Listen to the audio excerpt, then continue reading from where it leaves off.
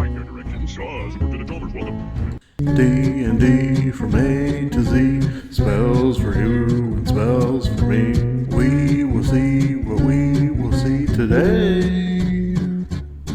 Locals galore and monsters roar, nerds adore forevermore. Let's explore some ancient lore. Hey, hey.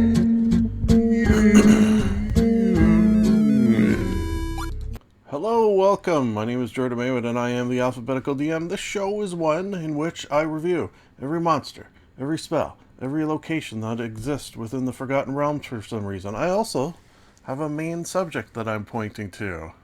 Let me reach over and grab it. Oh no, my hand. My arcane hand. So dumb. So very dumb.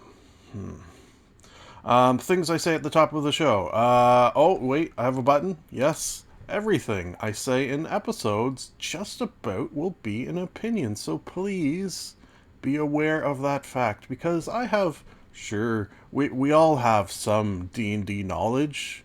Everyone here listening to this and watching this, you know what the letters stand for, at the very least, I assume. If you don't, they stand for Dungeons and Dragons. However, some things I say will not make sense, and some things I say might make perfect sense. For example, the main subject that we're going to hop into when I push this button.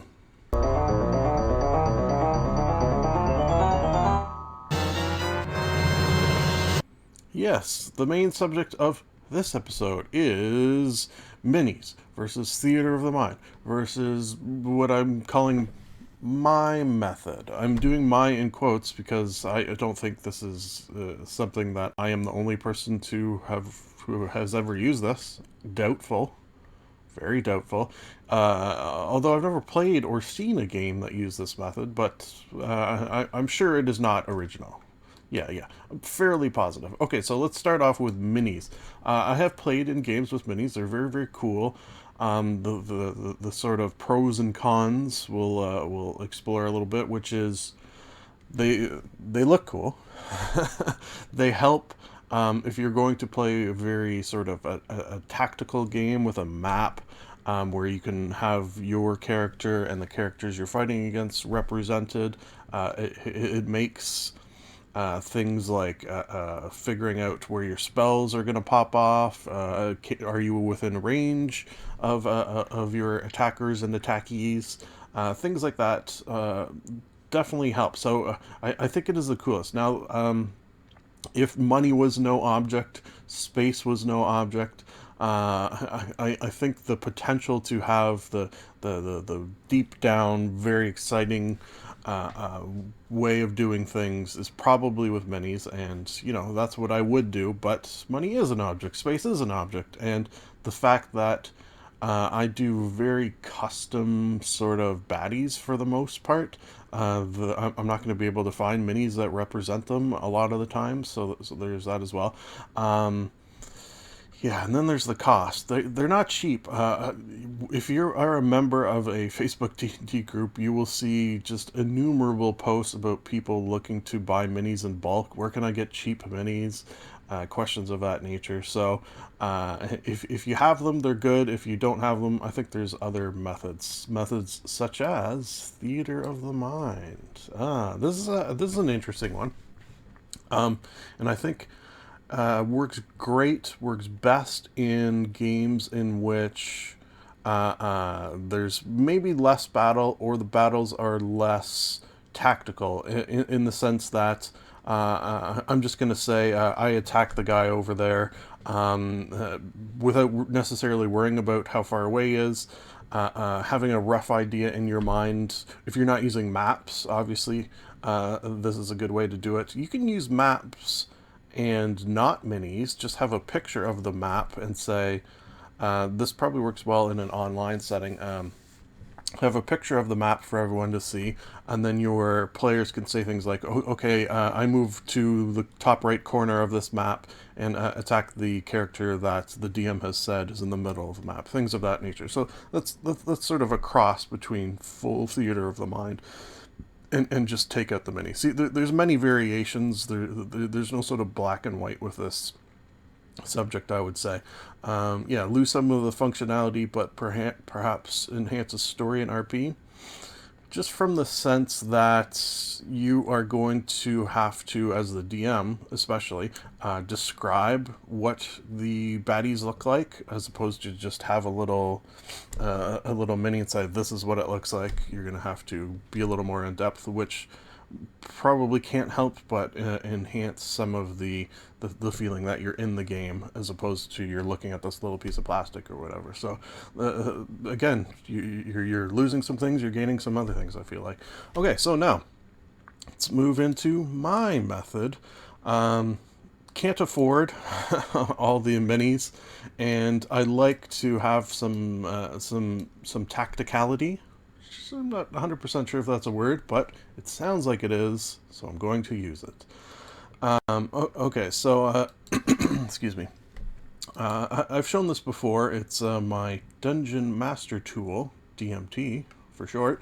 And this is the tab. I won't go into the whole thing because I think we did that in a separate episode, or I will do so. I can't remember which. But this is the Encounter Tracker tab. So just in terms of what I would do is each one of the baddies for a session, I'll have sort of their stats and everything like that. But see, a professional would edit things like that out. So keep that in mind.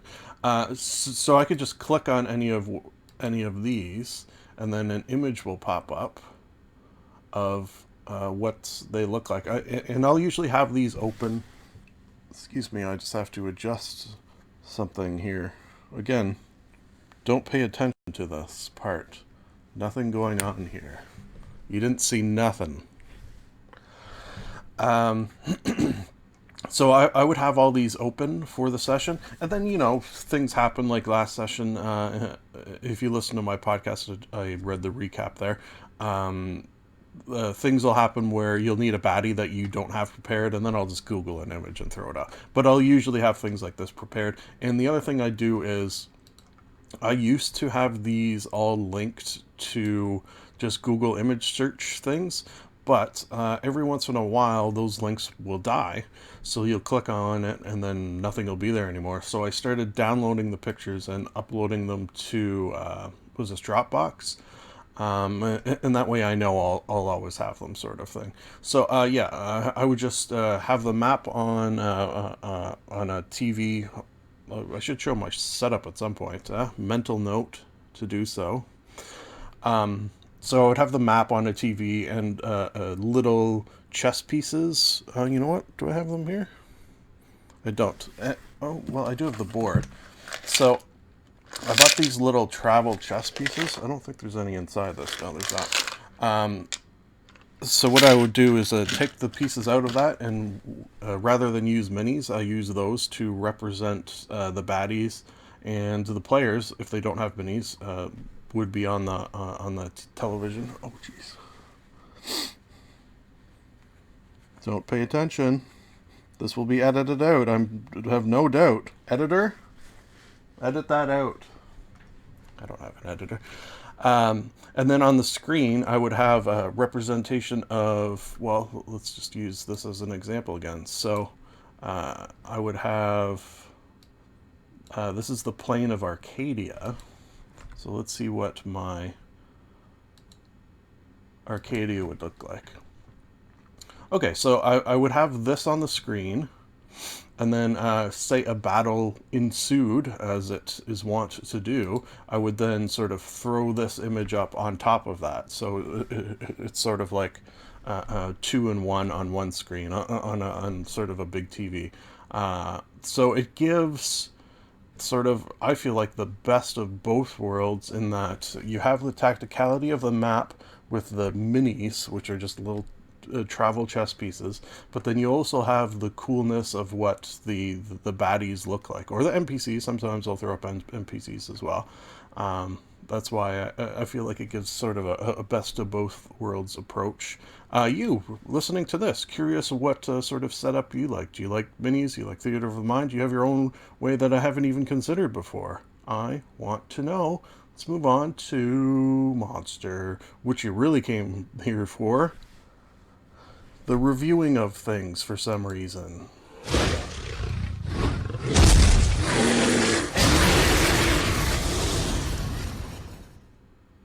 Was that a red dragon of the adult variety, perhaps? I don't know. Yes, we're working our way through the adult. I think we only have... Are we almost done? I don't know. We're almost done with the dragons here. At least we had a bit of a break there with the Oblix last time. Okay, so this is sort of the classic quintessential D&D dragon. Probably a lot of people think of it that way, and for good reason.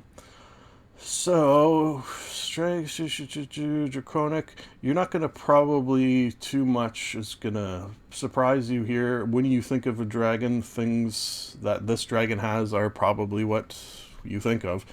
Fire breath, classic. What is the CR? 17, which I think is lower than some of the other ones, just because a lot of, well, not just because, but I think one of the reasons is because a lot of characters will develop resistance to fire attacks. So the fact that this has a focus on fire means some of those attacks, going to be lessened, let's say. Frightful presence, as you do. Odor of sulfur. What are its layer actions? Magma. Hey, anytime you can get magma involved. I did do in a campaign once. It was okay. So I use those minis that I mentioned before that are about yay big, probably even smaller. Like they're travel chest minis, so they're not normal chest size. And then I had and still do. I made a lamp out of a dragon like garden figure. That's probably, I don't even know if I could. It's probably about this big, maybe a little bigger. And the way I did the fight was these minis. I was sort of under the assumption that they would, to kill this red dragon, they would have to climb up on it or fly up on it or sort of get on it. And the way I did it was if they ended their turn where they were on this big statue, basically that's what it was a statue. If their mini was on the statue, if they ended their turn on the statue in such a way that the mini would balance, then they wouldn't have to roll a check. It was almost like Jenga, actually, now that I think of that. But if they were like sort of ended their turn sort of at the side or like holding on to an elbow, then they would have to roll like a strength check to stay on, sort of thing. Anyways, that was a really big dragon, needless to say. Tremor shakes, volcanic gases, yeah, a lot of fiery stuff, obviously.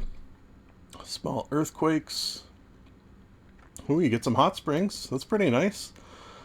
There you go. It's not all bad. Get a look at the silver lining. Mountain Masters, Arrogant Tyrants. Yeah, Red Dragons, not traditionally nice. Okay, so rating. Well, the rating is very loosely based around my desire to use it in a campaign, and as I already have, I guess I got to give it somewhat high marks. I'll go with solid 4.2963 for Shibuchi, give or take.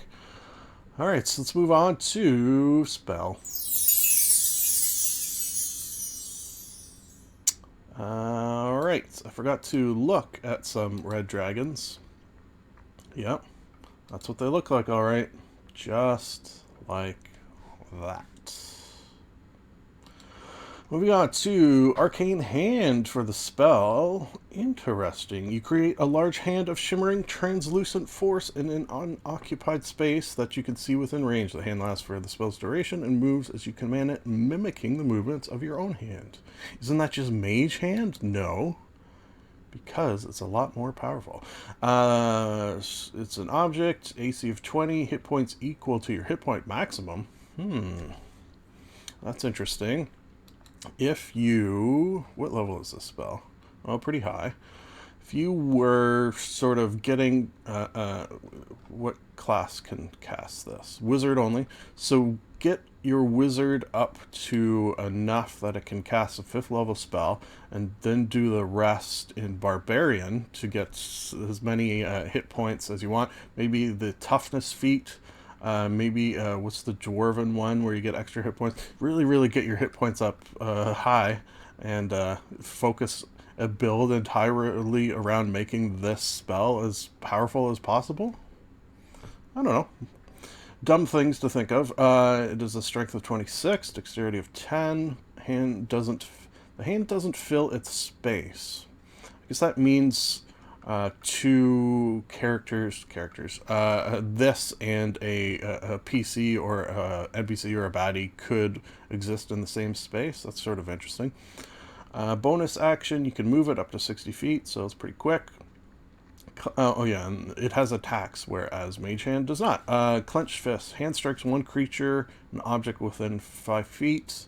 Melee spell attack using your game stats. Make a melee spell attack. Okay. On hits, takes 48 force damage. Okay, pretty cool. Force damage is always fun. Forceful Hand. The hand attempts to push a creature. What am I thinking of? Oh, the Kung Fu Hustle. This is sort of reminding me of a little bit. The hand attempts to push a creature within 5 feet. Strength attack. Yeah, okay, that makes sense as well. Sometimes pushing very handy.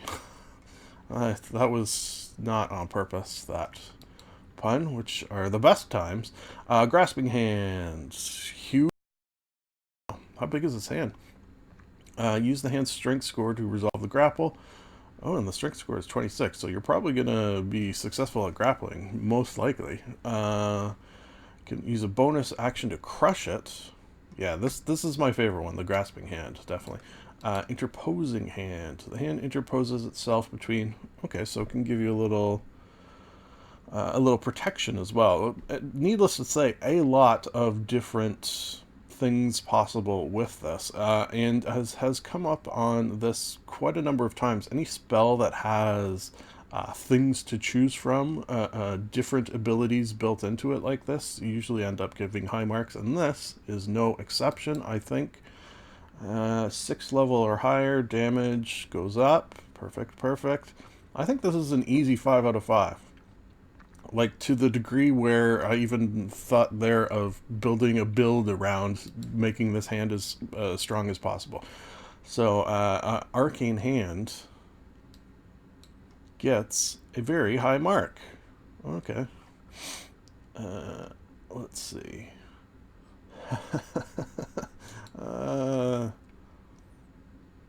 Alright. I guess we should, move on to location. At your destination.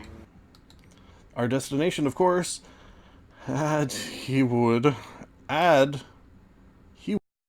Wood. Are some of those letters silent? Wood. Let's say this was, well, weird. Wood. Adhe Wood. Adhe Wood was a forest located in the vast. Ooh, I like things like that. Lying south of the Earthfast Mountains between the North Road and the fantasy name forest, northeast of the hamlet of Sevenaticho. It was infested with arachnid monsters. Well, that ain't no good for no one. Dense and overgrowth, very close together. Duskwood, okay, making up some trees, which is interesting. Oaks, okay, that's a real one, I do. Although I avoid the outside as much as possible. Were found, okay, eder caps. Ooh, those are creepy as hell. You know what we should do is, we'll do it after. I want to show you what an eder cap looks like, because those are freaky deaky. Mutant spiders. Mutant spiders. Spider-Men. Does whatever a mutant Spider-Man can, perhaps? Interesting. Okay, so let's get a look. Oh, did I write the spell? Yeah, I did. Alright, so it's sort of showing us there, but let's look at a eder cap. Eder cap.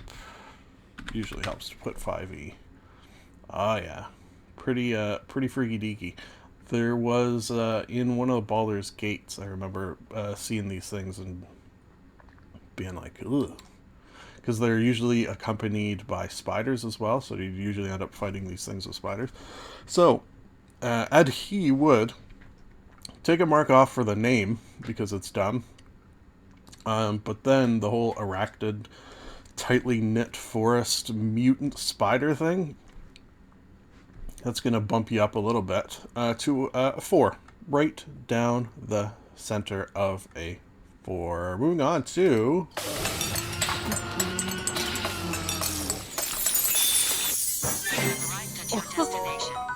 the scenario, which, if you are unfamiliar, I take the monster, I take the spell, I take the location, and I jam them together into you guessed it, a scenario of some sort that you can use in a campaign, you can use in a backstory, you can use just to inspire, is my hope and desire, and that rhymes, and you know it rhymes.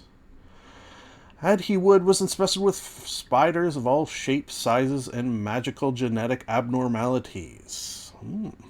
Adventuring parties have made attempts to penetrate and destroy the source of the arachnids, but none have ever returned. It has reached the point now that to kill it with fire is the only option.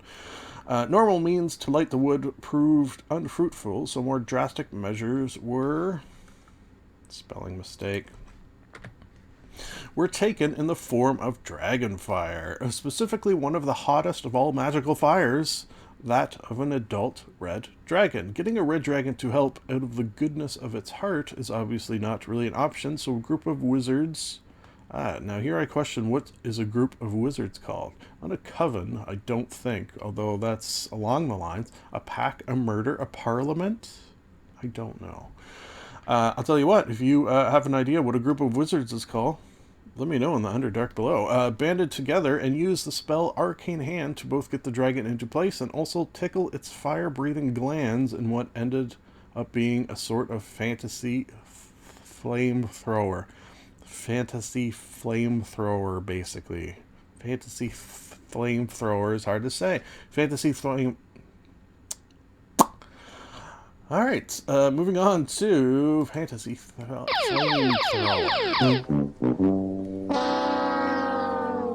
That disappointing sound at the end, particularly apt as I, 6 I think.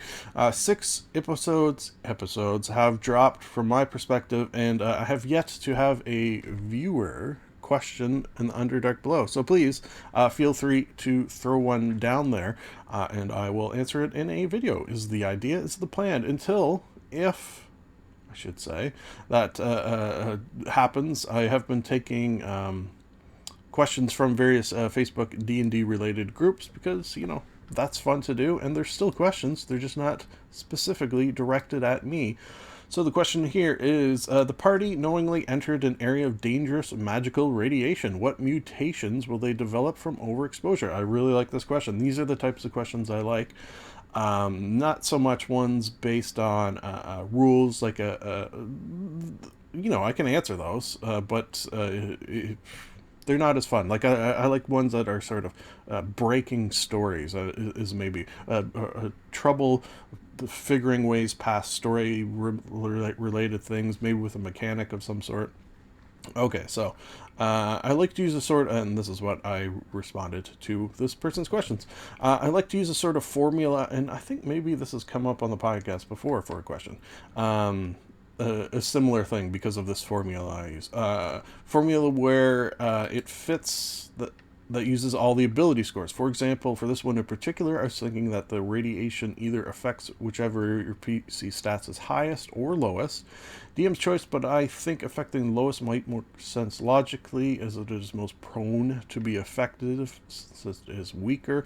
I also like to trade off between good and bad, so I'm thinking, and then I have examples of each, which we'll go through. But yeah, when I do skill checks on something elaborate, like the one that pops into my mind, it is had the characters in a airship that had been swallowed by a leviathan, sort of flying its way out. So I had a check based on each of the abilities that they had to do in order to safely make it out, sort of thing. So along the similar lines, here I've done, and some of these, there's one in particular I wasn't a huge fan of that I came up with, but this is not easy to do. Some of them, they'll click in your head right away and it'll be obvious, and then some of them will usually be a little more tricky, but that's just the nature of doing this formula. Strength. A third arm grows from your chest and gives you advantage on grapple checks, but, and this is the but, your armor no longer fits.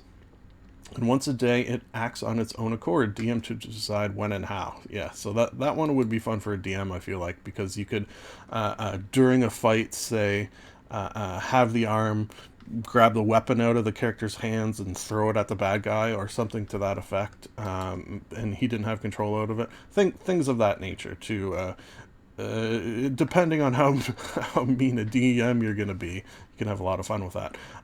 Dexterity. Your skin, bones, and organs take on a translucent and oozy look, giving you advantage on stealth checks as long as you are naked. But, which do you need a but? Still. But the transformation seems to have weakened your internal structure, giving you disadvantage on strength-based checks. A little give and take there. Constitution. Your metabolism speeds up to an incredible degree, burning off any poisons and diseases, giving you resistance, even immunity. I would probably go immunity, because this next part is going to be tough. But you have to eat and drink 5 to 10 times, again, depending on how mean, quote-unquote, a DM you are. What you normally would to start taking levels of exhaustion. So depending on where they are as well, it sounds like this might be in a uninhabited area. It might be difficult to get that level of food.